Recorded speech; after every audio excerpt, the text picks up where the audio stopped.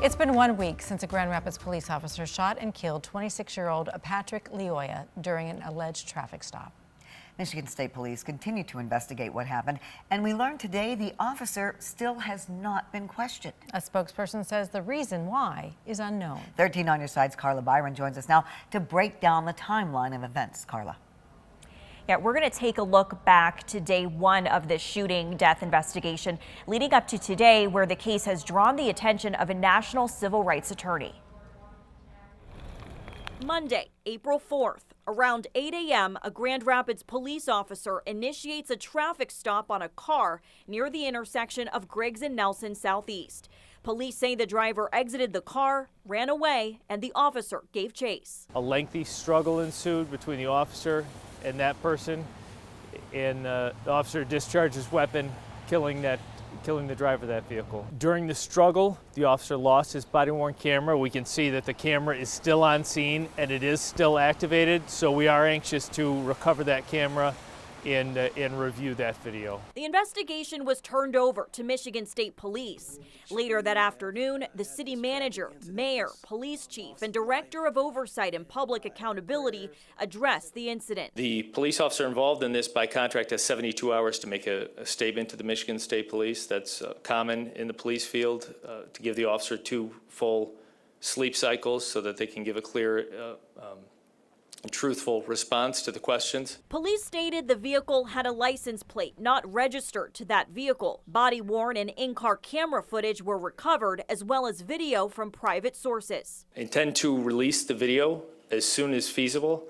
My intention is to do so sometime next week. A neighbor told us she recorded this cell phone video after hearing a gunshot outside her home. It was right across the street, right over there by that wooden fence. He was on the ground. Just laying there, and the cops were in the street. Tuesday, April 5th, police announced the victim of the shooting was 26-year-old Patrick Lyoya. Wednesday, April 6th, the NAACP Greater Grand Rapids branch demanded all video of the shooting be released for transparency. Thursday, April 7th, Kent County prosecutor Chris Becker requested the police not release any evidence until the investigation is complete so it wouldn't be compromised. Friday, April 8th, Patrick's father, Peter, told us through an interpreter the incident was not a traffic stop, and Patrick's car had broken down in the street when the officer showed up. He claims Michigan State Police showed him dash cam video of the altercation and demanded the video be released as well. Kamfunga mikono kwa nyuma. And Patrick's hand was on the back. Katosha bunduki. And he took the gun. Kamtia kwenye kichwa. And put on the head. Na kampiga risasi. And they shot Patrick from the back of the head. Because the video has not been released yet, 13 on your side can't independently verify these claims. Show the video! Show the video! We want the world to know! Saturday, April 9th, the community held a protest and candlelight vigil calling for justice. Sunday, April 10th, National Civil Rights Attorney Ben Crump, who's represented the families of Trayvon Martin, Breonna Taylor, and Ahmaud Arbery, spoke at a forum in Grand Rapids.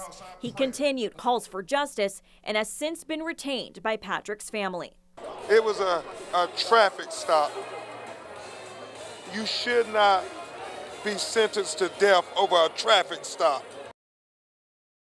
Chief Eric Winstrom has stated he'll release the video no later than noon this Friday. An MSP spokesperson says they would like to turn over the investigation to the prosecutor by the end of this week, but there's no guarantee. Juliet and Val.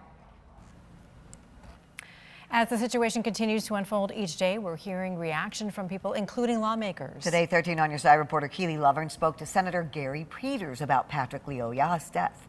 She joins us now. And Keely, what was his reaction? Good afternoon. Well, Senator Peters called this a tragic situation and also says that this is happening far too often across our entire country. It's important for the police to release all information that's available about the incident.